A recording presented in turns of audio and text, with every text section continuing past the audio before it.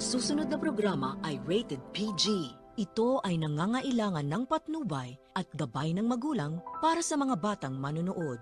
Ang aking tanda, sana sa lahat ng hiling, sa hirap man magkasaya.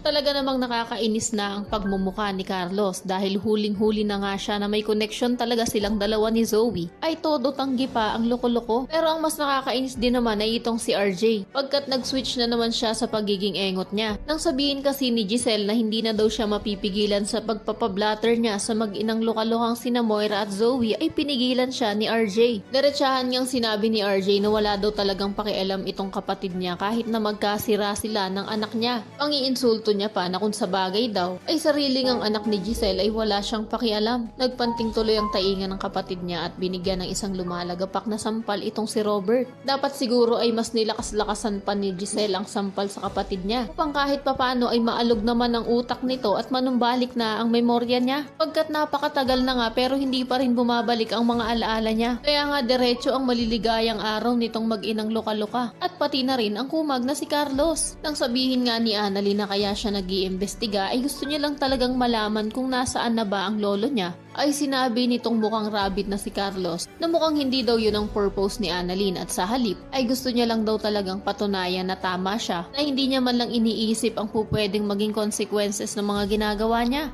Ano naman kayang consequences ang itinutukoy nitong si Carlos? Napapraning na kasi ang loko na baka malaman na ni Annalyn ang katotohanan na siya talaga ang tunay na tatay ni Zoe. Sa kabilang banda, nagpakita na ang mag-inang loka-loka dito kina RJ at Giselle. Kaya sa wakas maitatanong na rin itong engot na si RJ sa anak niya kung alam daw ba talaga niya kung nasaan ang lolo niya. Umiiyak namang sasabihin ni Zoe kay Moira at kukumbinsihin ito na umamin na daw sila. Hindi na rin ako mag-e-expect na aamin talaga itong mag-inang loka-loka. Dahil sinabi nga ni Moira kay Zoe na mag-switch na nga daw ulit siya sa pagiging maldita niya at demonyita. Dahil may plano pa nga daw sila sa lolo niya. Kaya panigurado na kahit na naaawa itong loka-lokang si Zoe sa lolo niya, ay hindi pa rin siya aamin. At sa halip ay magiging sunod-sunuran na naman sa lupa-lupa niyang ina. Yan ang mga dapat niyo pang abangan. Kaya naman kung isa ka rin sa mga nauumay na dito sa abot kamay na paulit-ulit ang mga eksena na palagi na lang sina Moira ang nagwawagi, ay pakiclick naman ng like at subscribe button.